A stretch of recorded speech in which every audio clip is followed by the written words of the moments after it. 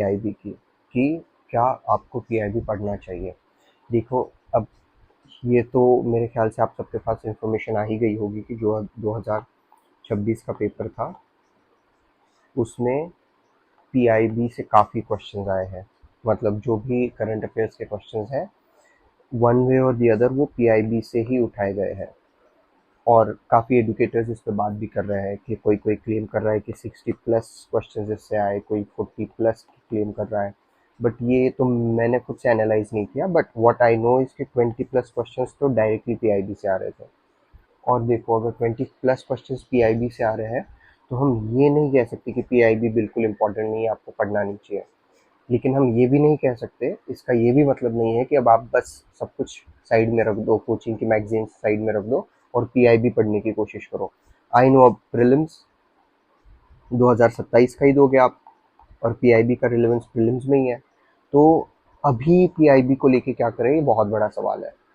तो मैं सबसे पहले इसमें जो भी बताने वाला हूँ वो मेरे ख्याल से एक जेन्युइनली बेटर तरीका है पीआईबी को पढ़ने का और चीज़ों को एग्ज़ाम ओरिएंटेड पढ़ने का। तो देखो यार, द हिंदू तो आप पढ़ते ही होंगे या इंडियन एक्सप्रेस पढ़ते होंगे, इन दोनों में से कोई एक न्यूज़पेपर पढ़ते होंगे। अगर आप नहीं भी पढ़ते होंगे तो ठीक है, बट मेरे ख्याल से आपको पढ़ना चाहिए newspaper. But that is a different thing. आपको इसको पीआईबी से सब्सटीट्यूट नहीं करना है। मतलब that is, I don't think is a good option to do. ये आप पढ़ते रहिए। आपको कोचिंग की मैगजीन्स पढ़ती रहनी चाहिए। मतलब आप न्यूज़पेपर रिटेन नहीं कर सकते खुद से, और न्यूज़पेपर लार्जली इंफॉर्मेशन रिटेन करने के लिए नहीं होता है, वो आपका कंटेक्स्ट बनाता है चीज़ों के लिए, और उससे आपको एग्ज़ाम में वन वे और दी अदर उसकी डेफिनेटली हेल्प मिलेगी, और उससे ज़्यादा आपको मेंस में इसकी बहुत ज़्यादा हेल्प मिलेगी न्यूज़पेपर की। तो पीआईबी के ऊपर आने डायरेक्टली आते हैं। तो आपको कोचिंग की मैगजीन्स भी पढ़नी है, आपको द हिंदू भी पढ़ना है, तो आप पीआईबी कैसे पढ़ लोगे।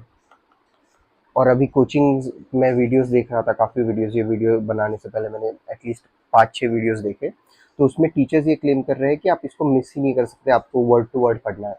That is not humanly possible. अब जैसे मैं आपको डायरेक्टली पीआईबी से हिंट दे देता हूँ कि आपको वो कैसे करना है।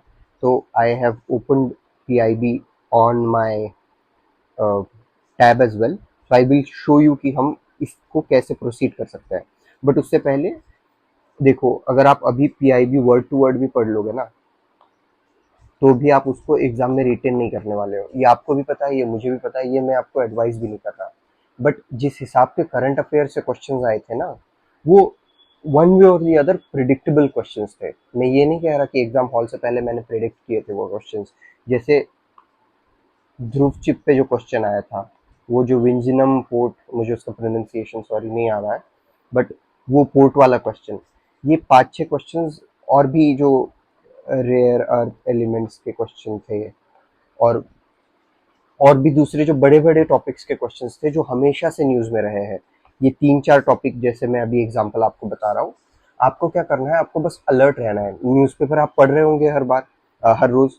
तो न्यूज़पेपर पढ़ते पढ़ते आपको आइडिया लग जाएगा कि क्या टॉपिक हॉट न्यूज़, जिसे मैं कहूँगा hot news from the point of view of government, जिसको गवर्नमेंट काफ़ी क्लेम कर रही है। गवर्नमेंट, प्राइम मिनिस्टर अपने स्पीचेस में उसका जिक्र कर रहे हैं, मिनिस्टर्स उसकी बात कर रहे हैं, और पीआईबी में उसके मल्टीपल आर्टिकल्स लिखे हुए हैं वगैरह वगैरह।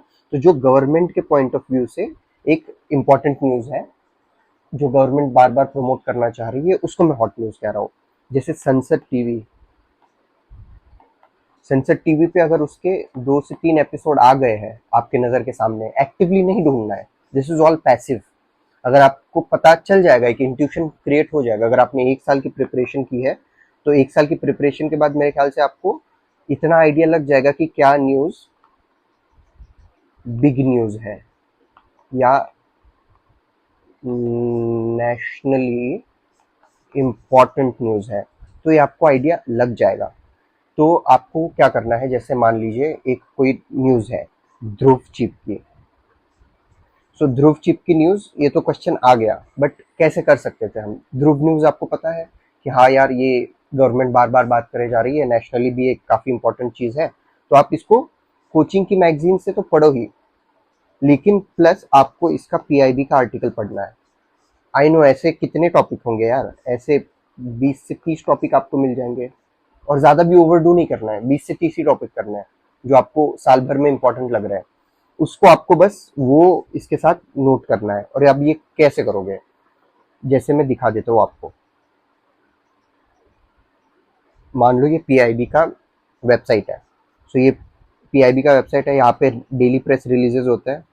तो आप प्रेस रिलीज मान लो, इसमें ये प्राइम मिनिस्टर का मन की बात का एड्रेस, ओके ओके। तो इसमें suppose prime minister pays tribute to Ahilyabai Holkar on her birth anniversary, ठीक है। ये 31 मई को रिलीज हुआ है, तो ये आप पढ़िए। वह इसमें पूरा, अच्छा इस पर मैं पेन मार्क नहीं कर सकता वैसे। तो जैसे आप ये पूरा पढ़ेंगे, this is a very small article, बहुत छोटा आर्टिकल है, बट मैं बस एग्जाम्पल के लिए आर्टिकल दिखा रहा हूँ। मैं ये नहीं कह रहा कि ये बहुत इंपॉर्टेंट आर्टिकल बन जाएगा एग्जाम के लिए। आई एम जस्ट सेइंग कि this is for example an important article, let us assume that. तो आपने ये पढ़ लिया पूरा, prime minister Shri Narendra Modi page tribute, okay okay. यहाँ से लेके इसमें अगर आपको कोई इंपॉर्टेंट चीज़ें मिली, इसमें तो खैर एग्जाम ओरिएंटेड कोई इंपॉर्टेंट चीज़ नहीं है, बट इसमें अगर कोई मिली तो आप, ठीक है, आपने उसको याद करने की कोशिश की कि अच्छा चलो ठीक है, आपको नोट्स नहीं बनाने हैं एट दिस मोमेंट, आपको नोट्स नहीं बनाने हैं, वरना आपके पीआईबी के नोट्स बहुत बड़े हो जाएंगे, आप उसको रिवाइज नहीं कर पाओगे। उसके बाद आपको ये रिलीज आईडी है, एक सेकेंड, आपको ये रिलीज आईडी कॉपी करनी है। जो भी न्यूज़ आपको इंपॉर्टेंट लग रही है, जैसे सपोज आपने ये न्यूज़ पढ़ी और आपको लगा कि हाँ यार ये प्रीलिम्स में आ सकता है, this is an important question, the government is talking about it, and from an intuition that I have built, I think that this is an important news. So आप इसका रिलीज आईडी कॉपी करेंगे। तो release ID copy करने से क्या होगा, आप सिर्फ इसका जब रिलीज आईडी ये करोगे ना, पेस्ट, तो देखो ये आ गया न्यूज़, ये वही खुल जाएगा। तो अब ये आप कहाँ स्टोर के रखोगे, स्टोर करके रखोगे। आप अगर डिजिटली नोट्स बना रहे हो तो आप किसी एक जगह पे पीआईबी का वो आर्टिकल का नेम ब्रीफली अहिल्याबाई होलकर लिख दिया, और उसके आगे आप ये, मैं इस पे ही एक्सप्लेन करता हूँ। तो जैसे अगर आप नोट्स बना रहे हैं, तो सपोज दिस, अगर आप सीरियल वाइज है, मई मंथ है, जून है, अगर आप ऐसे वाइज में अहिल्याबाई होलकर न्यूज़, और इसके आगे आप वो पेस्ट कर देना आईडी, जो भी XYZ रिलीज आईडी है वो लिख देना। तो ऐसे नोट्स बना रहे हो, तो जब आप फेब्रवरी, मार्च, अप्रैल में पहुंच जाओगे ना अगले साल के प्रीलिम्स मोड में, तो आपको आसानी होगी, एटलीस्ट आपकी ये चीज़ें सॉर्ट होगी कि हाँ यार मुझे 15-20 से लेके 50 तक कोई भी रेंज वेरी कर सकती है, मुझे इतने टॉपिक्स पता है कि शायद वो पीआईबी से आ सकते हैं। और पीआईबी से यूपीएससी ऑब्वियसली सवाल पूछना चाहेगा, क्योंकि वो एक ऑफिशियल डॉक्यूमेंट है, एक ऑफिशियल रिलीज से आती है वो चीज़ें, तो एक ऑथेंटिक चीज़ है, तो वो वहाँ से ज़रूर पूछना चाहेगा। तो आपके पास ऑलरेडी वो चीज़ें होंगी, वो एक आपको कॉन्फिडेंस भी ज़रूर देगा। Confidence is also an important thing. आपको एग्जाम हॉल में एक कन्विक्शन चाहिए होता है कि हाँ यार अगर मुझे नहीं आ रहा ना ये, तो किसी को नहीं आ रहा होगा, वो वाला कन्विक्शन ये चीज़ से आपको ज़रूर आएगा। तो आप फरवरी, मार्च, अप्रैल में जब आप प्रीलिम्स मोड में जाएंगे, कोचिंग्स की तब तक मैगजीन्स आ जाएगी, उस टॉपिक का जिक्र मैगजीन्स में भी होगा, और मेरे ख्याल से वो पीआईबी का भी उसमें इंफॉर्मेशन डाल देंगे। लेकिन आपको क्या करना है, आपको व्हाट आई वाज सेइंग भूल गया।